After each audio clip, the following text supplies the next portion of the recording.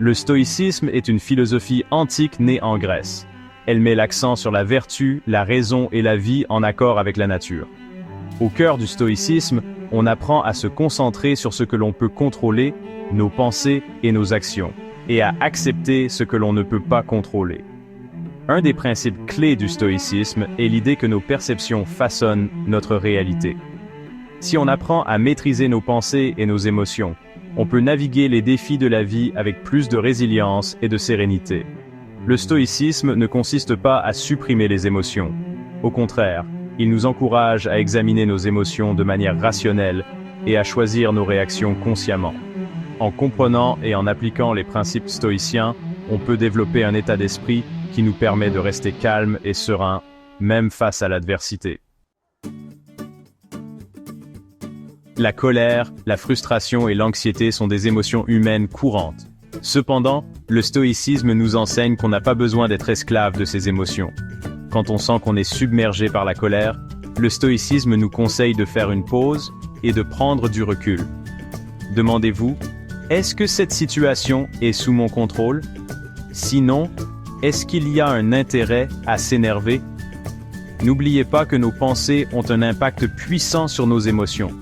En remettant en question les pensées négatives ou irrationnelles, on peut les empêcher de se transformer en colère ou en frustration. Pratiquez la pleine conscience et concentrez-vous sur le moment présent. Quand on est pleinement présent, on est moins susceptible de ressasser le passé ou de s'inquiéter pour l'avenir. Imaginez, vous êtes coincé dans les embouteillages. Au lieu de fulminer au volant, profitez-en pour pratiquer le stoïcisme. Acceptez que la circulation est hors de votre contrôle et utilisez ce temps de manière productive. Écoutez un podcast, pratiquez la pleine conscience ou profitez tout simplement de cette pause forcée. Autre exemple, vous recevez des critiques au travail. Au lieu de vous mettre sur la défensive, prenez un moment pour examiner ces commentaires objectivement. Y a-t-il une part de vérité? Pouvez-vous les utiliser comme une opportunité de progresser? Rappelez-vous les mots du philosophe stoïcien Épictète. Ce n'est pas ce qui vous arrive, mais comment vous réagissez qui compte. Commencez par intégrer de petites pratiques stoïciennes dans votre journée. Par exemple, prenez quelques minutes chaque matin pour réfléchir à votre mortalité. Cela peut paraître morbide, mais c'est en fait un puissant rappel pour apprécier le moment présent et se concentrer sur ce qui compte vraiment.